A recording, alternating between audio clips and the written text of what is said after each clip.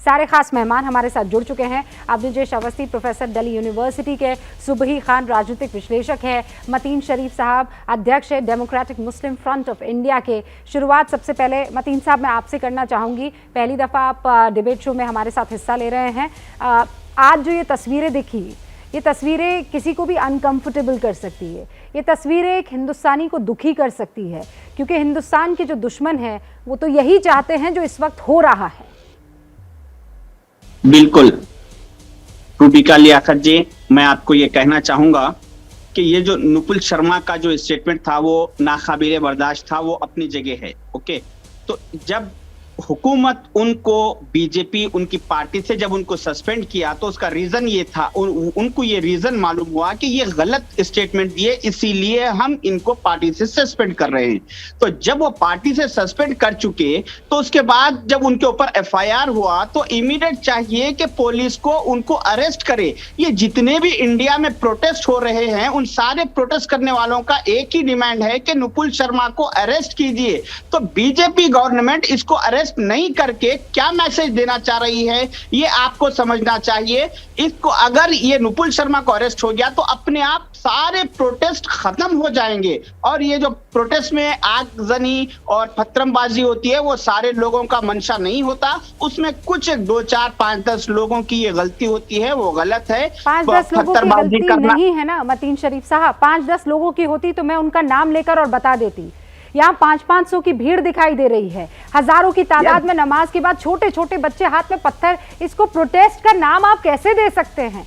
आज तो इतना मादा रखिए कि बोलिए कि ये जो हो रहा है वो गलत हो रहा है। नुपुर शर्मा ने जो गलत किया उसके खिलाफ एफआईआर दर्ज हो गई है, अब कानून अपना काम करेगा। ये लोग कौन होते हैं कानून को हाथ में लेने वाले? मैं आपसे ये कह रही हूँ, क्या आप इनके बारे में कुछ नहीं बोलेंगे? आप खाली 10-15 लोग कहकर इसे हल्का बताने की कैसे कोशिश करेंगे? कानून को हाथ में लेना गलत काम है। वो हर आदमी जैसा अभी आप कुछ देर पहले बता रहे थे कि करीब 5000 लोग वहां पर है, तो वो 5000 आदमी पूरे पत्थर नहीं मार रहे थे, उसमें कुछ एक 10, 20, 25, 50 लोग होंगे। मगर हुकूमत को चाहिए कि इमीडिएट जब एफआईआर हुआ तो अरेस्ट अगर कर दिए तो उसके बाद बात ही खत्म हो जाएगी, उसके बाद ये पूरा हंगामा नहीं होगा, पूरा हमारा मुल्क अमन और शांति में आ जाएगा। इस अमन और शांति पत्थरबाजी से नहीं हो सकती है। मतीन साहब प्लीज आज की तारीख में इन लोगों को आप डिफेंड करने की कोशिश मत कीजिए। ब्लैकमेलिंग है, ये ब्लैकमेलिंग है कि जब तक हम जो चाहें वो नहीं होगा तो हम पत्थर बरसाएंगे खाकी वर्दी पर। ये ब्लैकमेलिंग है कि जुम्मा की नमाज के बाद हम अल्लाह की इबादत करके आए हैं, उसके आगे सजदा करके आए हैं, उसके आगे ये दुआ मांग कर आए हैं कि हिंदुस्तान अमन और चैन के रास्ते पर जाए, और फिर बाहर निकल के चैन को, अमन को यही आग लगाएंगे। आप ये 10-20 मत कहिए, ये 10-20 नहीं है, आप समझ रहे हैं सर? आप अगर इनको बचाएंगे तो गलत होगा। जितना नुपुर गलत कर चुकी है उससे कई ज्यादा गलत ये लोग कर रहे हैं। शांतिपूर्ण प्रदर्शन, मैं आपके साथ हूं। हाथ में पत्थर, आगजनी, ये सब के सब जेल में जाएंगे। सुबही खान, आपका ये कहना वाजिबी है कि हुकूमत ने उनके ऊपर एफआईआर किया है, तो हुकूमत का एफआईआर के बाद का काम होता है कि अरेस्टिंग, तो अरेस्टिंग क्यों नहीं हो रही? पुलिस का काम है ना, वो कर रही है ना। आपके कहने के मुताबिक थोड़ी करेगी वो।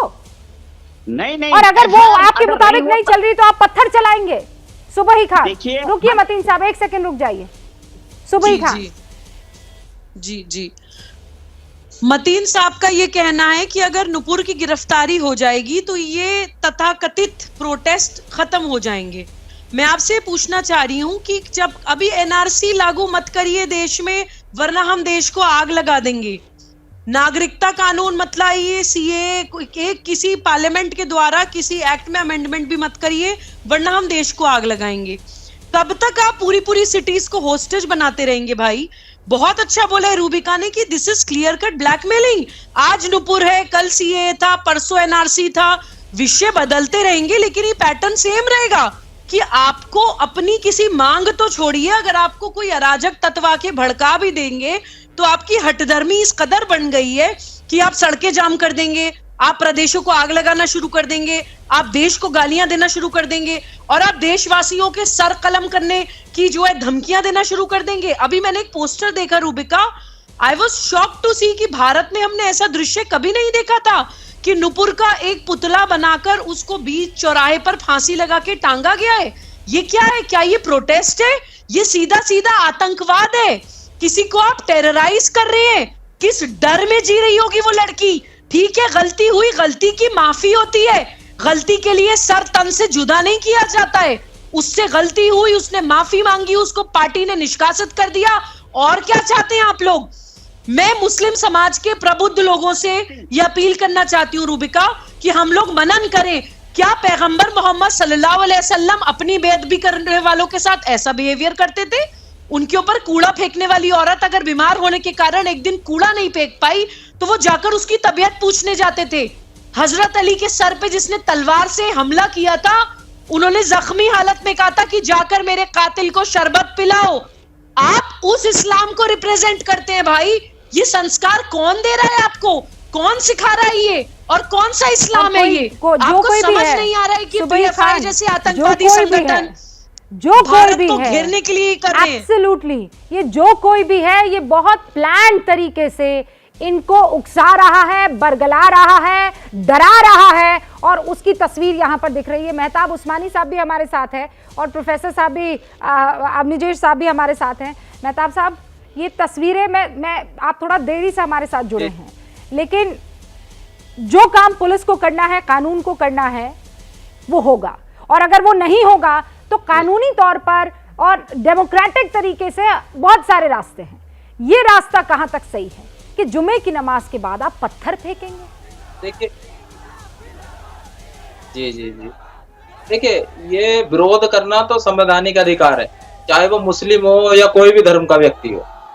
लेकिन ऐसा होता है ना, जब विरोध प्रदर्शन होता है तो उसमें दो चार शरारती तत्व भी घुस जाते हैं जो उस प्रदर्शन का माहौल ही बिगाड़ देते हैं। तो ऐसे ही इन प्रदर्शनों में दो चार शरारती तत्व घुस गए, इन्होंने माहौल बिगाड़ने की कोशिश करी और उन पर कार्रवाई हुई। तो इस पूरे होगी, देखिए 50, अगर आप सारे आंदोलनों को देखेंगे जिस प्रदेश में हुए हैं, तो मुश्किल से 2 या 4 लोग हैं जो इस तरीके के शरारती काम कर रहे हैं, और उन लोगों के खिलाफ कार्रवाई होगी। पुलिस ने उनको चिन्हित कर लिया है। ये शरारती पूरे काम नहीं आंदोलन है। को आपको अभी मैडम ने शरारती काम नहीं है। पत्थर फेंकना बड़ा नहीं, आतंक नहीं है। ये दहशत फैलाने जैसा काम है। हम भी मैडम उसको गलत मानते हैं।